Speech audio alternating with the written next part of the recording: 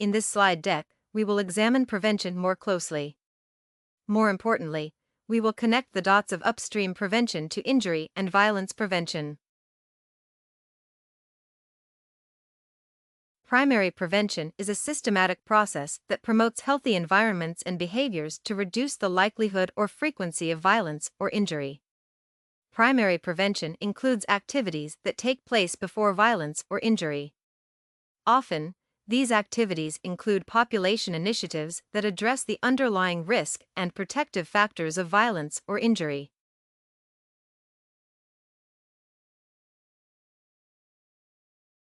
Examples of primary prevention activities consist of out-of-school programs, housing programs, and social-emotional learning programs. In contrast, secondary prevention aims to change the trajectory of individuals experiencing violence or injuries.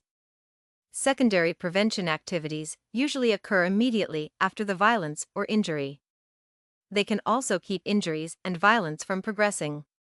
Examples of secondary prevention activities consist of screening campaigns, medications for overdose use disorder, and access to trauma-informed care. Tertiary prevention supports victims/survivors in the long term. Examples of tertiary prevention activities are peer recovery services and mental health treatment. Recovery refers to the ongoing process that enables survivors to find safety, health, well-being, and resiliency. But why is primary prevention important to us? We have to examine what affects the health of a person and the health of an ecosystem. What impacts the health of a person, or even the health of an ecosystem? Imagine this interior pink circle as a family. How could we ensure that this family is supported to live healthy lives?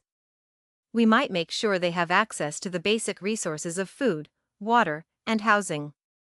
We would want to ensure that the children have schools and a safe community to play in, and that the parents have a stable income to support themselves. We might even be interested in ensuring that the family as a whole has reliable transportation, friends and/or family to lean on in times of trouble, and a community full of the resources they need. These are all social drivers of health. Non-medical factors that influence health outcomes. Social drivers of health are the conditions in which people are born, live, learn, work, play, worship, and age. Social drivers of health have a significant impact on health, and a wide range of forces and systems shape daily life. Outlined on this slide are just a few examples related to each social driver of health. Together, the social drivers of health can impact health inequities and create unfair and avoidable differences in health status. They can impact a wide range of health outcomes, including quality of life and functioning. And ultimately, the social drivers of health can contribute to health disparities and behaviors such as violence and injuries. Just as there are different types of prevention, there are different levels of influence that can impact prevention activities. When we were thinking about supporting the family, we considered all the different social drivers of health that might affect them. But what if we are trying to support something larger than the family? The social ecological model, SEM, shows the different levels at which health can be impacted. This includes the individual, the relationship, the community, and the societal levels. The social ecological model shows the complex role played by context in the development of health problems. For example, if we are looking at the impacts of the social drivers of health in a group larger than a family, like the state of North Carolina, we might look at the policies in place in that state, the cultural norms that exist within the state, the level of healthcare coverage, the state literacy rate, the employment rate, etc. This level of population and these types of social drivers is often where we work in primary prevention. So, why does primary prevention work often focus on these larger societal changes and drivers? It has to do with impact. And we will look at this more closely in the next slides.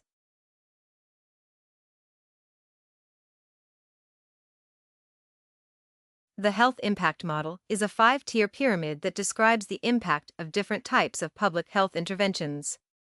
To achieve the largest level of impact in prevention, we have to look larger than the individual level effort. While implementing interventions at each of the levels can achieve the maximum possible sustained public health benefit, interventions focusing on lower levels of the pyramid have the largest level of impact and reach broader segments of society. It goes without saying that making a change at the societal level is difficult. These types of changes are not only difficult but complex and take time. In the next slide, we will examine why that is and ways of thinking that might help us with these big societal changes. Systems of power play a huge role in why societal change is difficult. This slide shows an example highlighting systems of power, root causes, or social drivers of health, and health outcomes. As we discussed in the previous slides, health outcomes are changes in health.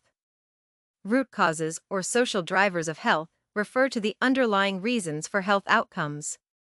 Systems of power are the beliefs, practices, and cultural norms that reinforce white supremacy, patriarchy, and heteronormativity as the defining power structures in the United States. Systems of power impact our root causes, which then impacts our health outcomes. Systems of power are deeply rooted in our policies, practices, and social norms.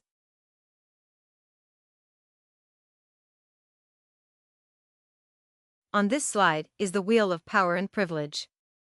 The ring closest to the center represents groups who have power and privilege. The middle ring represents obstacles to power and privilege, which continue to enforce the systems of power that make up society.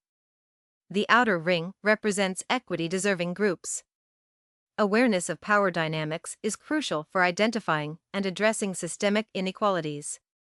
Understanding power dynamics can help us adopt more inclusive and equitable practices in society, including primary prevention.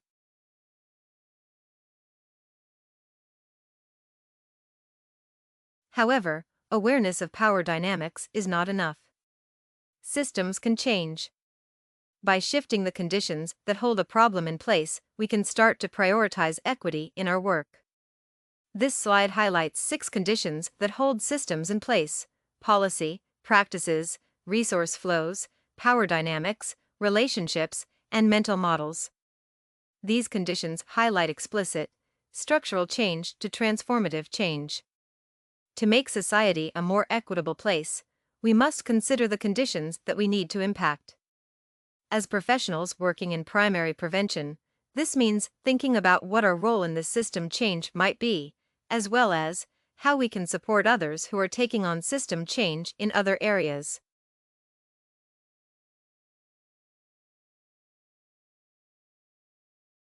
Ultimately, we have the biggest impact on primary prevention when we think big and strategically. This includes focusing on the upstream strategies that impact large populations. It is important that our strategies aim to positively impact the social drivers of health.